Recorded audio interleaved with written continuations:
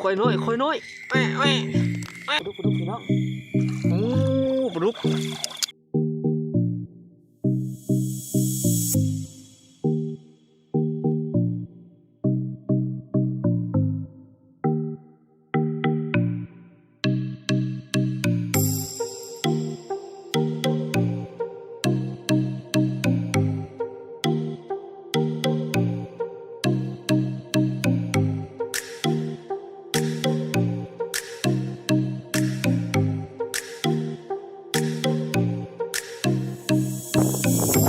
มาหาปลามากับปลาใหญ่ศึกษาในการใส่เบ็ดกบหน้าตาดีมีหน้าเห็นใช้เบ็ดมานเนี่ยการกระเก่ง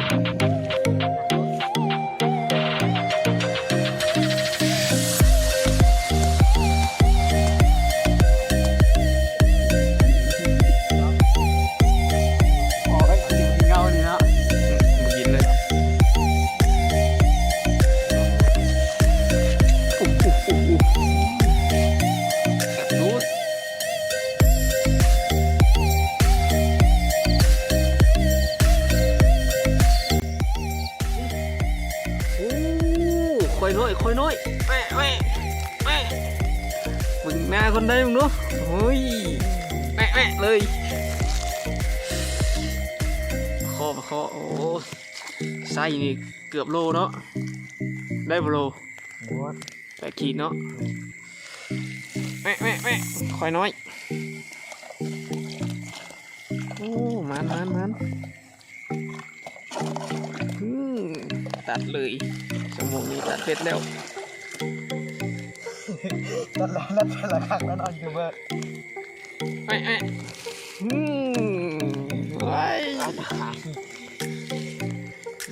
มันอ่ะไปดังต่อไปมาเดี๋ยวตัวที่2ที่3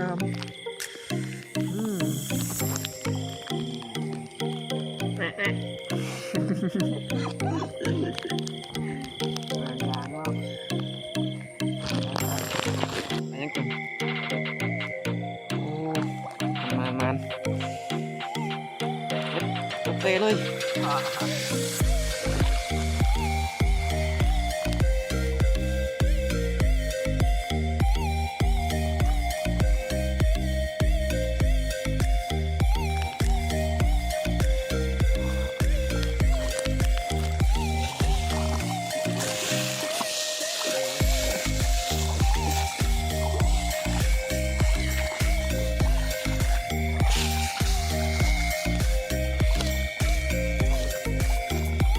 คืออะไร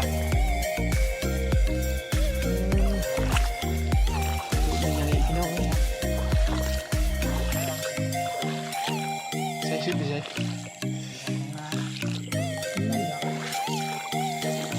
เอาดีขนาดเบ็ด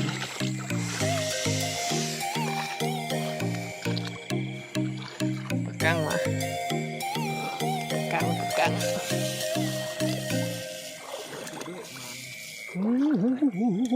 ดังดิมาเบิ่งนู้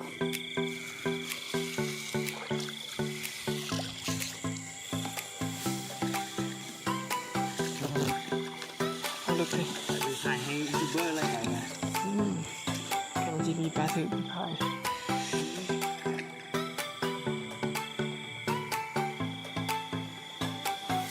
ดังนี่มีรุ่นยังจะหลุดกันอยู่หลุดแล้วครับหลุดแล้วเนาะ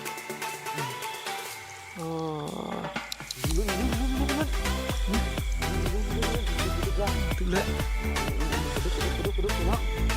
โอ้ปลุกมีไส้ใหญ่ๆเลยพี่น้องเอ้ยโอ้มานคนมานนี่มานตลอดเลยปลุกว่าแล้วคือมาทางต่อไปแผนกยามเฮาเข้าไปเล่นไปเนี่ย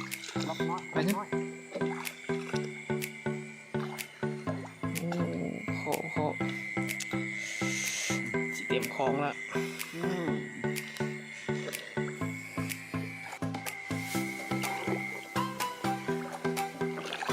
ทุกชนิดเนาะ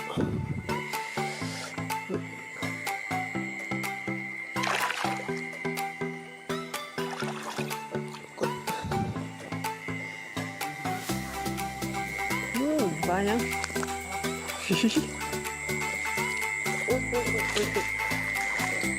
นี่โอ้มาตอนท้ายไว้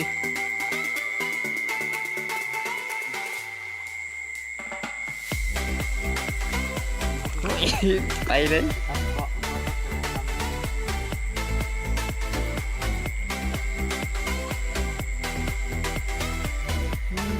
จมเลยมันแล้วไม่จมเลยนะ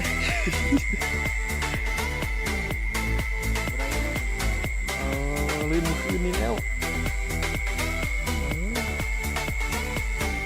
พอจะโตแล้วเดี๋ยว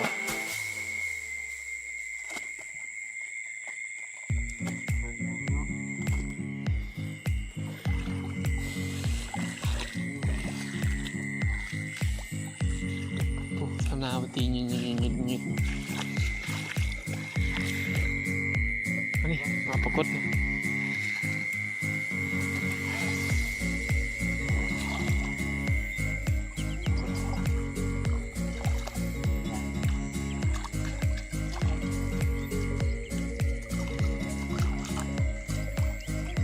กเลยเนาะปรากฏ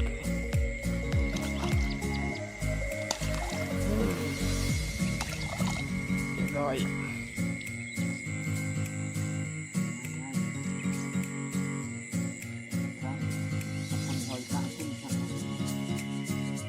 ชุดนั้นคมดวงดีเนาะที่พ่อเฮ็ด